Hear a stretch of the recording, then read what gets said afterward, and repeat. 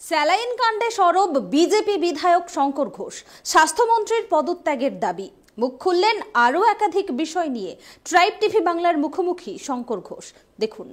ভেজাল স্যালাইন ইস্যুতে পথে নামলো বিজেপি। এই মুহূর্তে বিজেপির মিছিল কলেজ স্কোয়ার থেকে ধর্মতলার দিকে। রয়েছেন আমাদের সঙ্গে বিজেপির মুখ্য সচেতক শঙ্কর ঘোষ। আমরা কথা বলবো শঙ্করদার সাথে। শঙ্করদা, ভেজাল যে স্যালাইনের ঘটনা উত্তরবঙ্গেও আমরা দেখতে পেলাম, কি বলবেন? দেখুন, সমস্ত ঘটনার শেষটা দাঁড়িয়ে যাচ্ছে সেটা হচ্ছে দুর্নীতি।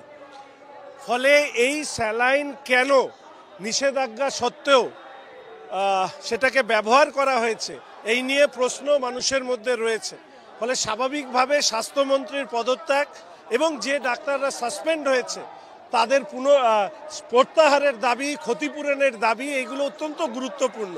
বিরোধী দলনেতার নেতৃত্বে রাজ্যব্যাপী যে আন্দোলন হচ্ছে সেই আন্দোলনের অংশ হিসাবে এই কর্মসূচি।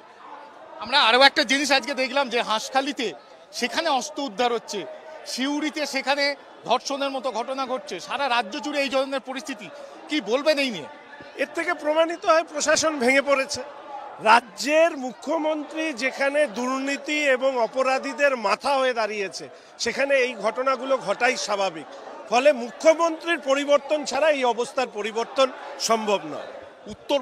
উত্তরবঙ্গে মুখ্যমন্ত্রী সফরে গিয়েছিলেন এবং একাধিক জায়গায় বিভিন্ন প্রকল্পের উদ্বোধন করেছেন। কোথাও কি মনে হয় না 2026 সালে আপনাদের লড়াইটা কঠিন হয়ে যাবে? রাজ্যের এই যে ইতিবাচক যে সমস্ত পদক্ষেপ বলে বলা হচ্ছে, কোনো লড়াই কঠিন নয়। রাজ্যের মুখ্যমন্ত্রী তার ফেস লস করেছেন।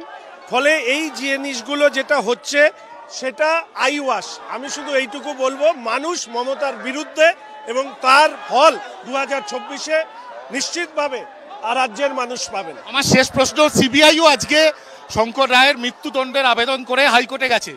দেখুন, সিবিআই কি করছে সেটা সিবিআই ঠিক করবে, কিন্তু মানুষ মনে করে শুধু সঞ্জয় রায় নয়, এর সাথে ওনাকে আড়াল করার যারা চেষ্টা করেছেন তাদেরও সঞ্জয় রায়ের মতন শাস্তি হোক।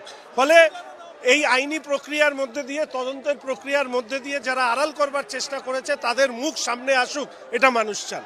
আমরা কথা বললাম বিজেপির মুখ্য সচেতক শঙ্কর ঘোষের সঙ্গে এবং তার যেটা বক্তব্য যে এই ভেজাল স্যালাইন কাণ্ডে তাদের প্রতিবাদ আগামী দিনে আরও বাড়ানো হবে এবং আরও বেশ কিছু বিষয় রাজ্য সরকার তার ফেস লস করছে, এমনটাও কিন্তু তিনি মনে করেন।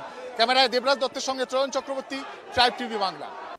ভেজাল স্যালাইন কাণ্ডে স্বাস্থ্যমন্ত্রী ও স্বাস্থ্য সচিবের গ্রেপ্তারের দাবিতে ও ডাক্তারদের সাসপেন্ড ও মিথ্যে মামলা প্রত্যাহার সহ ক্ষতিগ্রস্তদের ক্ষতিপূরণের দাবিতে শুভেন্দুর প্রতিবাদ যাত্রা।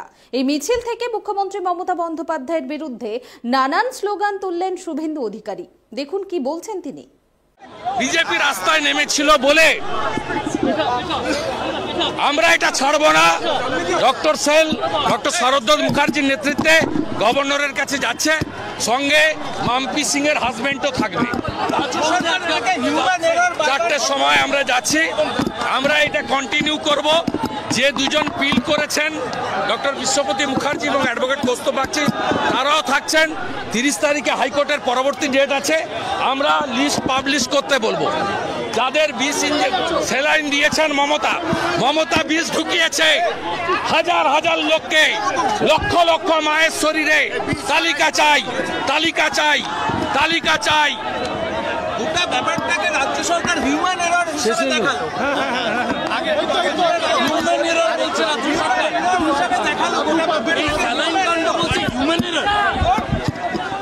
তাহলে ব্যান করলো কেন? আরএল স্যালাইনকে ব্যান কেন করেছে? যদি শুধু ডাক্তারদের জন্য হয়ে থাকে তাহলে কোম্পানিকে ব্যান করা হয়েছে কেন?